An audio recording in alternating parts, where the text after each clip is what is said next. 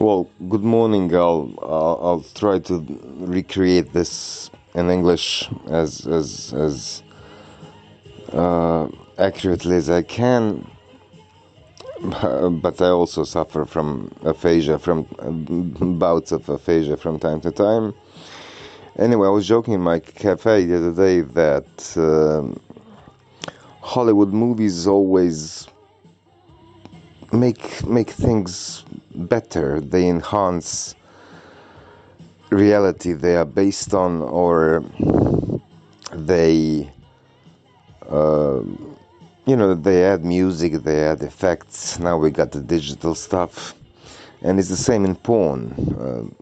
I really abhor those porn movies. Actually, I like amateur movies best. I don't like when they add moaning, which doesn't belong to the movie itself. I like to see that enjoyment, real enjoyment, or pain or whatever, and it's a maze of different pathologies there. But I listened to different podcasts, and I really liked the one about locks. Apparently in Victorian England there was a guy who invented, because this was our, as I call it, Iron Age, Industrial Revolution, and he invented the perfect lock, which, this was the lock in the only time in human history when there existed a lock which couldn't be picked, and this lasted for about 100 years, and the guy even gave a prize for anyone who would pick it, and they did, but 100 years after he had died.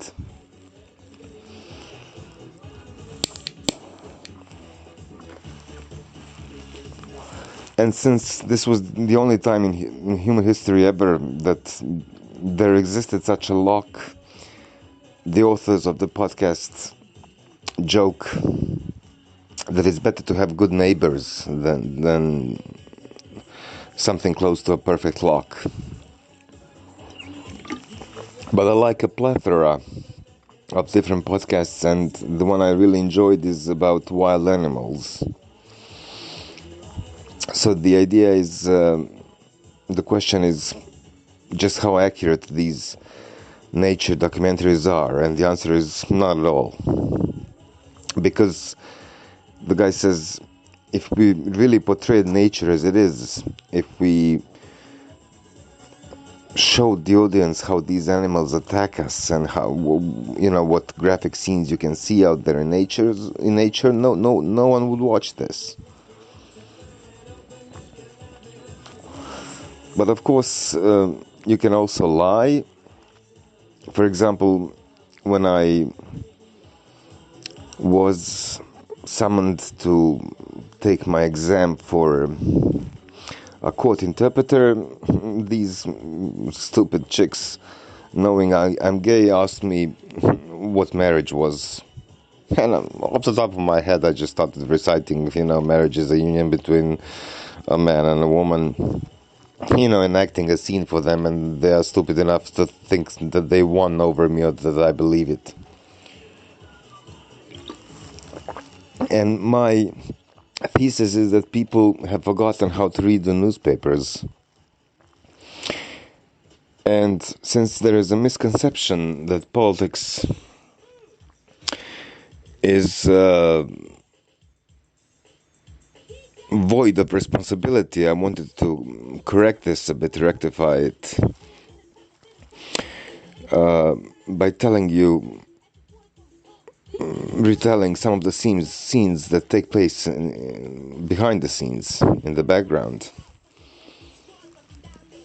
And for me, this all starts with the U.S. bombing the Chinese embassy in Belgrade accidentally. And then also you've got, with the advent of new technology, mobile phones, etc., you've got very graphic scenes of that ambassador in Benghazi being paraded around dead and filmed.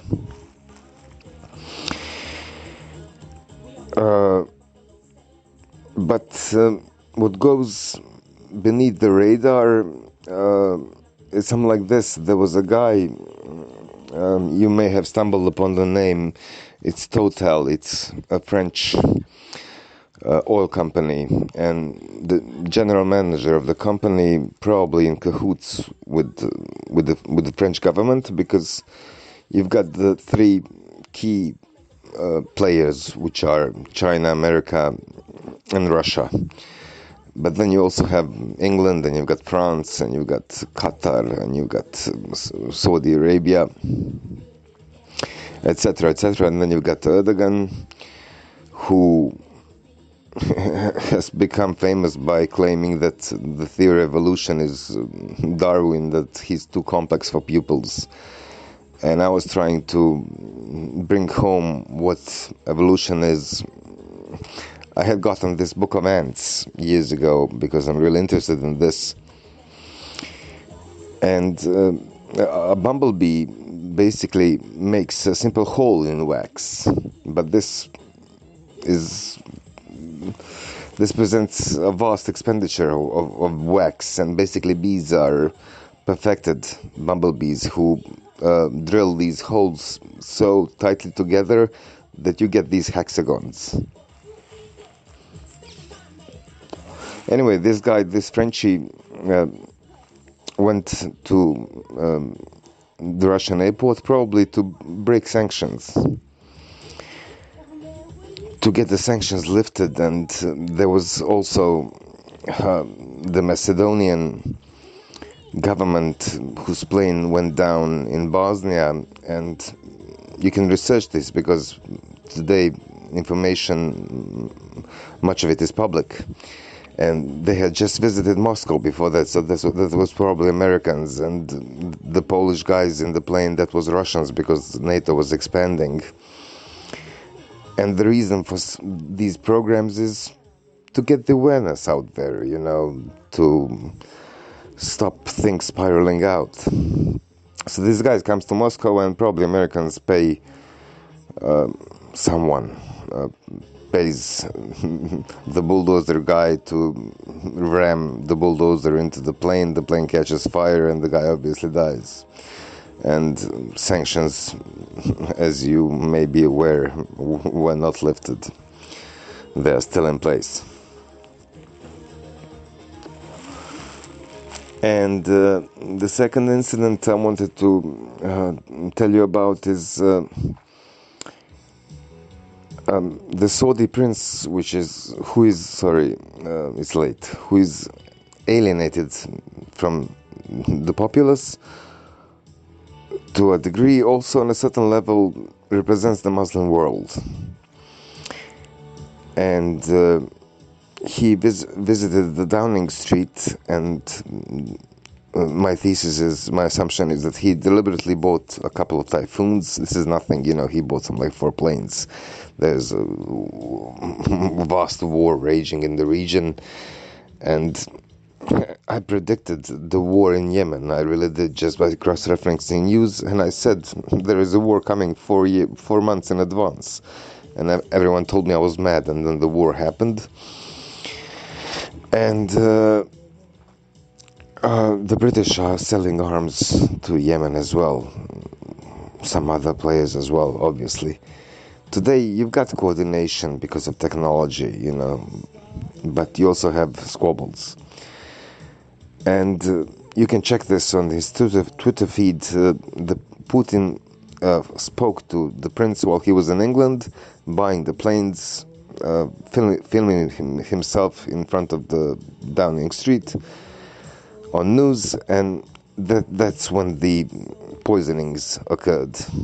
Obviously, earlier you had those dissidents, etc.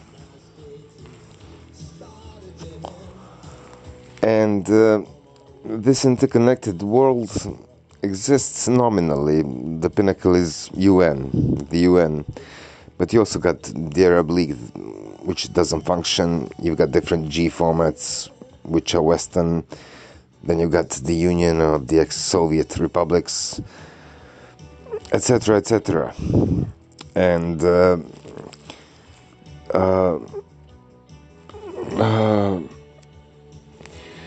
it's a vast experiment, really, and we are experimenting onto our very selves. And you also have illicit weaponry,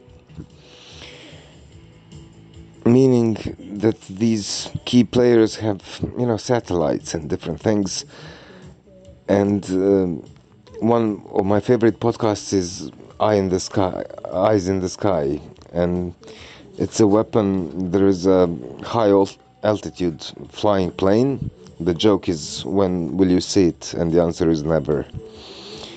And it was developed in Fallujah, and it can scan a city or a province, let's say, within the scope of 6 months, and then when the bomb goes off, you see, by rolling the tape backwards and forwards, you see where the guy came from, where he went afterwards, who he's associating with. You also have guys in the field, etc.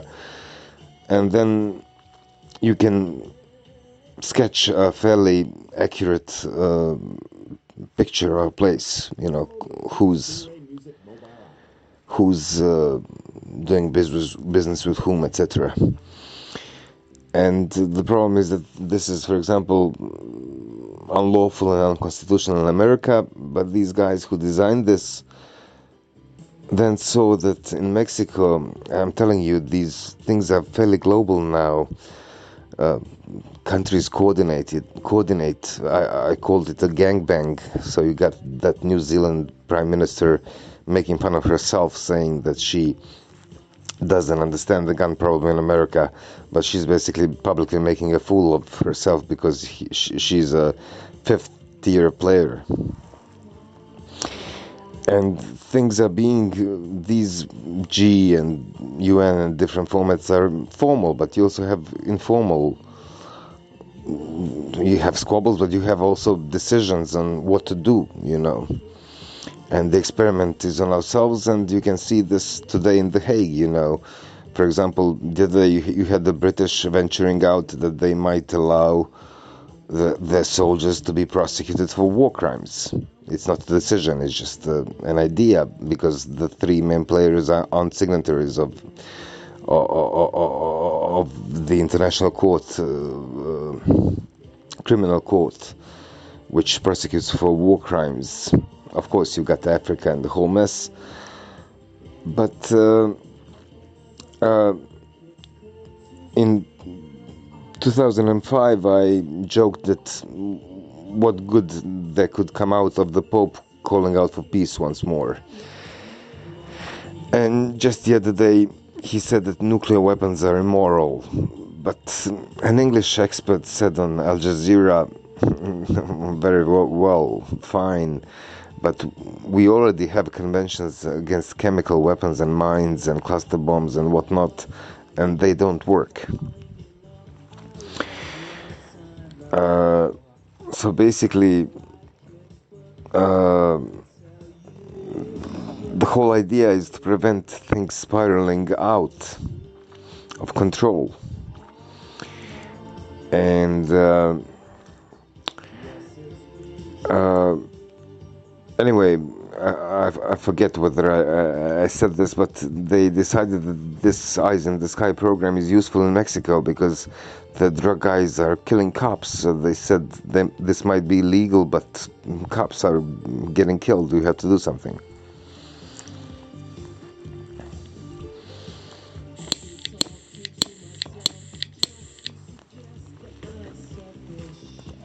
And then in 2005, I write on my blog that having garnered some education and experience, one needs to act. And basically that the issue is whether to go for aseptic sterility, which is do nothing, say nothing, be nothing, or since I tried to present this on the Slovenian, ex-Slovenian Prime Minister charged for corruption. He was a pacifist and then became the Minister of Defense engaged in the war in Yugoslavia. So I said it's either aseptic sterility or pus-infested whoring. And then I joked, this is a working model. I still haven't perfected it. But that's basically what you've got, and you do have many irresponsible players.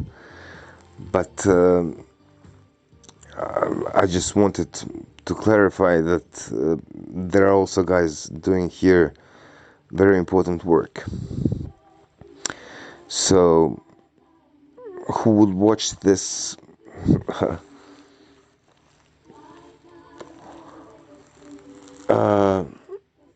Let's add some music to it.